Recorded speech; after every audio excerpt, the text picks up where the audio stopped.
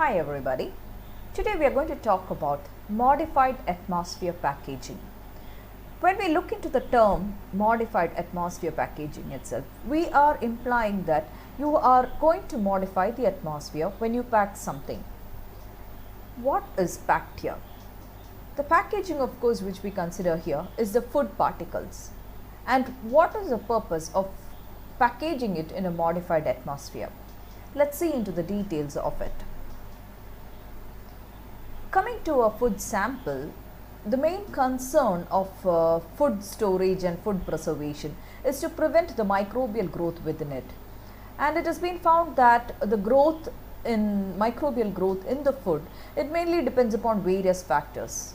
And most important among them is the temperature at which the food is being stored, the relative humidity at its surrounding, as well as the way it is being packaged, and also the gases which are being present in its environment. Now, the main purpose of all these factors when we consider food preservation is we need to prevent this central component, the microbial growth.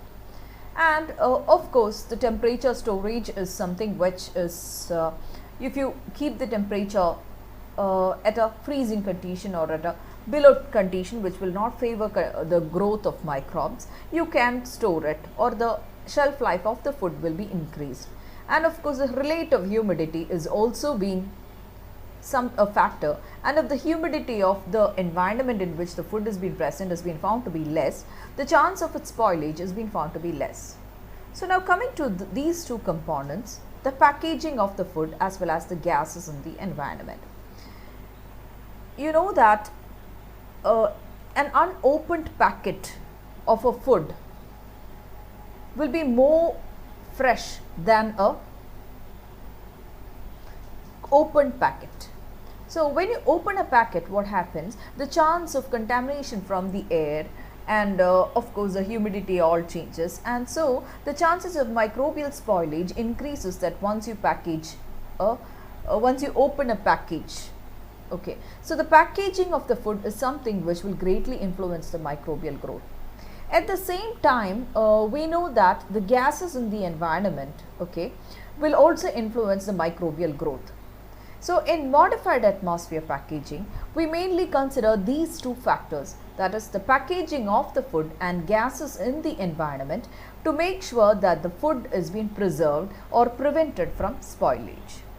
So coming to the relevance of packaging, we know that the shelf life of all the perishable foods is limited by what? The changes which have been brought about in its odor, flavor, color as well as texture. And package protects the food against the physical, chemical as well as biological damages. And these packages, as we know, they act as a physical barrier to oxygen, moisture, volatile chemical components as well as microbes that are detrimental to the food. And it also provides a barrier between the food and the external environment. So, if you try to tamper the packaging of a food, you are in turn saying or giving it a chance to spoil the food. Now coming to the gases in the environment and the microbial growth, we know that as oxygen is being found to increase in the food, what happens? The chances of the microbial growth is higher for the case of aerobic organisms. But of course, there are exemptions. As we know, anaerobes are there which do not withstand high oxygen concentrations. Then at the same time, it has been found that excess carbon dioxide can decrease the solution pH and also inhibit the microbial growth. So carbon dioxide is also a gas. So if carbon dioxide is increased, the microbial growth will be inhibited. And it has been found that if you increase the concentration of carbon dioxide in the atmosphere while storing meat, it has been found that it will inhibit the gram-negative bacteria which can cause spoilage. And of course, by that what happens? The shelf life of the meat will be increased.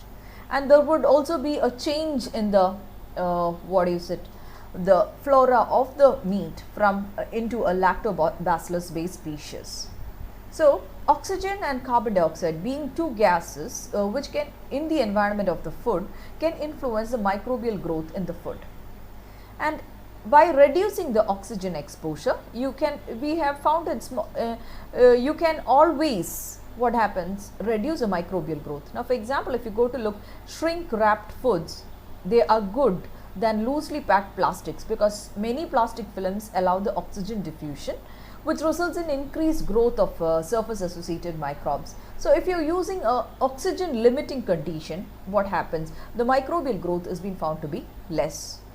And if you're replacing, there's another thing that you have here is in potato chips and all that, you can find that they have been stored with a nitrogen gas, inert gas.